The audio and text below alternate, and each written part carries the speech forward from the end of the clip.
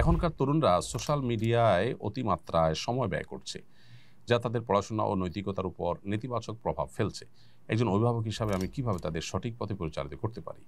অভিভাবক হিসাবে আমাদের নিজেদের মোবাইল ফোনের অতিরিক্ত ব্যবহার বন্ধ করতে হবে এবং নিজেরা বাচ্চাদেরকে প্রচুর পরিমাণ সময় দিতে হবে। মোবাইল ইত্যাদি থেকে দূরে থেকে তাদেরকে সময় দিলে ইনশাআল্লাহ তার একটা সুফল আমরা পাবো।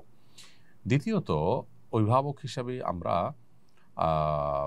সোশ্যাল মিডিয়াতে বিচরণ করা সন্তানদেরকে সেখান থেকে সরিয়ে আনার জন্য তাদের উপযোগী খেলাধুলার পরিবেশ, ফিজিক্যাল এক্সারসাইজের জায়গা তাদেরকে দিতে হবে, বিকল্প বিনোদনের ব্যবস্থা তাদের জন্য করতে হবে এবং সে সমস্ত পরিবারের ছেলে মেয়ে এবং সে সমস্ত শিক্ষা প্রতিষ্ঠান ইত্যাদি অ্যাভয়েড করতে হবে যেগুলোতে আসলে এই ধরনের ডিভাইসের ছড়াছড়ি বাচ্চাদের প্রতি ব্যবহারের ব্যাপক প্রচলন আছে, কারণ পরিবেশ দ্বারা বাচ্চারা অনেক বেশি প্রভাবিত হয়। তারপরও আজকে চতুর্দিকে মানুষ যেভাবে আক্রান্ত এই রোগে, সেখানে আসলে শুধু কিছু পরিবারের সাথে মেশা বন্ধ করে দিলে সন্তানরা যে একেবারে নিরাপদ হিসাবে তা নয়, জন্য এক্সট্রা আরও বিভিন্ন রকমের অ্যাক্টিভিটিস চালাতে হবে। আমার পিতা আমাকেও আমার আম্মিকে ছেড়ে বহু বছর আগে চলে গেছেন। তিনি কখনো তালাক উচ্চারণও করেননি। বর্তমানে আমার বয়স 19 বছর এবং আমার আম্মি অসুস্থ। আমি চাই তিনি অন্যত্র বিয়ে করে নতুন জীবনযাপন শুরু করুন। এখন প্রশ্ন হলো, এই অবস্থায় আমার আম্মি কি অন্যত্র বিয়ে করতে পারবেন? আর দ্বিতীয়ত, তালাক ছাড়া ইদ্যত কিভাবে গণনা করা হবে, তা কতদিন হবে? দেখুন, প্রথম কথা হলো যে আপনার আম্মি তিনি আপনার বাবার কাছ থেকে যেহেতু তালাক প্রাপ্তা হননি, অতএব তার জন্য ইদ্যত প্রযোজ্য হবে না। এবং এই যে তিনি চলে গেছেন, সেটা কত বছর হয়েছে, কোন পর্যায়ে গেছে, তার কোনো খোঁজখবর আছে, তার নাকি নির্দোষ হয়ে গেছেন, এই বিষয়গুলো এখানে বিবেচ্য হবে সিদ্ধান্তে আসার ক্ষেত্রে। সেজন্য আমরা আপনাকে পরামর্শ দিব যে আপনি কোনো ফতোয়া বিভাগে গিয়ে এ বিষয়ে বিস্তারিত জানিয়ে প্রশ্ন করুন। ইনশাআল্লাহ সেখান থেকে আপনি আশা করা যায় সঠিক উত্তর পাবেন, কারণ এখানে আরও বেশ কিছু কোয়েরি আছে যেগুলো আপনার কাছ থেকে আমার জানা দরকার, সেগুলো করা দরকার। সেগুলো করার সুযোগ যেহেতু নাই, অতএব আমরা এটা স্কিপ করছি। যদি এমন হয় যে তিনি বেঁচে আছেন এবং নিরুদ্দেশ নন, তাহলে সেক্ষেত্রে তার কাছ থেকে যে কোনোভাবে বিচ্ছেদ নেওয়ার, মৌখিকভাবে বিচ্ছেদ নেওয়ার হলেও চেষ্টা করতে হবে। তারপরে আপনি অন্যত্র বিয়ের চিন্তা করবেন। মহসিনা আক্তার মোমো আপনি লিখেছেন, আমার বাবার 3 ভাই 2 বোন। আমার বাবা মারা গেছেন 1 বছর হয়েছে, কিন্তু এখনও আমাদের প্রাপ্য জমি বুঝে দিচ্ছেন না। আমার প্রশ্ন হচ্ছে, আমার বাবার কেনা জমি কি আমার চাচা এবং ফুফুরা পাবেন? বোন মহসিনা আক্তার, প্রথম কথা হলো, আপনার বাবার মৃত্যুর পর সেই সম্পদ ভাগ বন্টন করা এটা আপনাদের অধিকার। এখানে আপনার চাচা বা ফুফুরা তারা বাধা দেওয়ার কোনো নৈতিক কারণ নেই। কোনো ব্যক্তির মৃত্যুর পর তার যদি ছেলে মেয়ে থাকে, সন্তান থাকলে সেক্ষেত্রে ভাই বা বোন কিছু পান না। অতএব আপনার বাবার সম্পদে আপনার চাচা, আপনার ফুফুরা কিছুই পাবেন না যেহেতু আপনারা বেঁচে আছেন। অতএব আপনার বাবার সম্পদ যদি হয়ে থাকে, সেক্ষেত্রে এক্ষেত্রে আপনাদেরই অধিকার মূলত। মেয়ে মানুষ যদি আপনি একা হন, যে আপনার কোনো ভাই নাই, হ্যাঁ, তাহলে ভিন্ন হতো, কিন্তু আপনি যেহেতু ভাই আছে বলেছেন, তাহলে সেক্ষেত্রে তারা পাবেন না। ইলিন তাহসিন আপনি লিখেছেন, আমার মা বাবার 23 বছরের সংসার। আমার বাবা আমার আম্মু ও আমাদের 2 বোনকে অনেক কষ্ট দেয়, নির্যাতন করে, ঠিকমতো ভরণ পোষণ দেয় না। আমার আম্মু ও আমি সন্তান হিসেবে কি কাজ বা আমল করলে আমার বাবা চিরদিনের জন্য ভালো হয়ে যাবে? কি করলে পরিবারের রহমত ও সুখ শান্তি থাকবে?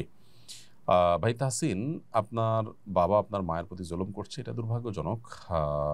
এটার জন্য প্রথমত আপনারা, যেহেতু আপনার বয়স 23 হয়ে গেছে, আপনি টিউশনি করে হলেও, ছোটোখাটো কাজ করে হলেও আপনার মায়ের ভরণ পোষণ দেওয়া, তার কষ্ট লাঘবের চেষ্টা করবেন।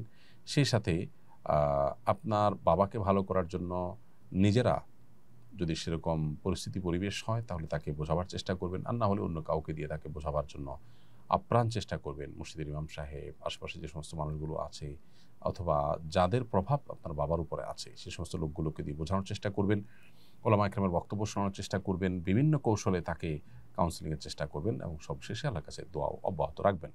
এরপরও যদি কোনো উপায়ে তিনি সংশোধন না হন, তাহলে সেক্ষেত্রে সন্তান হিসেবে বাবার শাসনের দায়ভার আপনার কাঁধে নেওয়ার সুযোগ কিন্তু নেই। সবর আপনাদের করতে হবে এবং আপনার মাকেও সেই সাথে বোঝাবেন যে দুনিয়া এটা জান্নাত নয়, সেখানে সব কিছু মন মতো হয় না, বিধায় সবরের কোনো বিকল্প ইমানদারের জন্য নেই, বিধায় সবরের পথটাকে অবলম্বন করতে হবে। সোমাইয়া চৌধুরী আপনি লিখেছেন, কিছু কিছু মানুষকে মাফ করতে চায় কিন্তু মনে হয় তাদের মাফ করলে নিজের উপর অবিচার করা হয়, এক্ষেত্রে করণীয় কি? শয়তান এটা আমাদেরকে বোঝায়। আল্লাহ সুবহানাহু ওয়া তাআলা সবসময় আমাদেরকে মাফ করতে উৎসাহিত করেছেন। আল্লাহ বলেছেন, খুযিল আফওয়া ওয়া'মুর বিল উরফি ওয়া'রিদ আনিল জাহিলিন।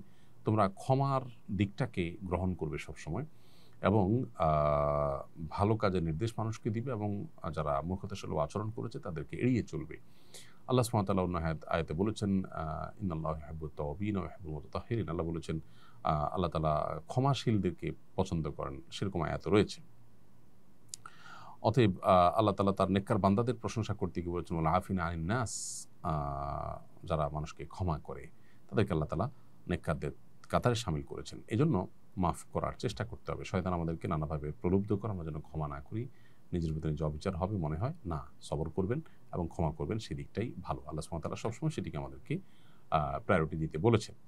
আল্লাহ বলেছেন যে, ফাইন আকিবতুম ফাআকিবু মিসলা মা উকিবতুম বিহি, ফাআকিবু মিসলা মা উকিবতুম বিহি। যদি তোমাদেরকে কেউ কষ্ট দেয় তাহলে তোমরা সে পরিমাণ কষ্ট দিতে পারো যেটুকু সে দিয়েছে, সমান সমান দিয়ে তুমি প্রতিশোধ নিতে পারো। কিন্তু ওয়ালা ইন সাবারতুম লাহু খায়রুল লিস-সাবিরিন, যদি ধৈর্য ধারণ করো সেটা হবে সবচেয়ে উত্তম। মেয়ের নাকের নিচে গোফের মতো থাকে, সেগুলো কাটা যাবে কিনা? প্রথম কথা হলো যে আপনার নাকের নিচে যদি গোফ উঠে যায় কোনো মেয়েদের এবং সেটা চোখে পড়ার মতো হয়, তাহলে এটা তার বলতে পারি আমরা শারীরিক ত্রুটি। অতএব এইটা কাটা যাবে, বরং কেটে ফেলাটাই উত্তম, পুরুষের সাথে সাদৃশ্য যেন না হয়। অনেক উলামা ইকরাম যেমন ইমাম ইবনে আবিদিন শামী রাহিমাহুল্লাহ ফতোয়া শামীতে এটাকে মুস্তাহাব বলেছেন। লিপি আক্তার নূপুর আপনি লিখেছেন, পিতামাতা যদি সন্তানের সাথে বৈষম্য করে তাহলে ইসলাম কি বলে? পিতামাতাও যদি বৈষম্য করে সেটা অন্যায়, অন্যায়, অন্যায় সর্বাবস্থায়।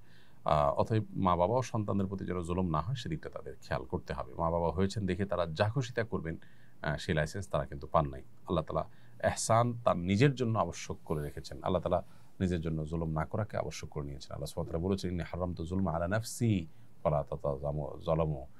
হে বান্দাগণ, আমি আমার নিজের প্রতি জুলুমকে হারাম করেছি। আল্লাহ নিজে জুলুমকে নিজের জন্য হারাম যদি করে থাকেন, তাহলে মা বাবার জন্য কিভাবে সন্তানের প্রতি জুলুম বা বৈষম্য করা হালাল হতে পারে? আস-সুন্নাহ ফাউন্ডেশন, উম্মার স্বার্থে সুন্নাহর সাথে।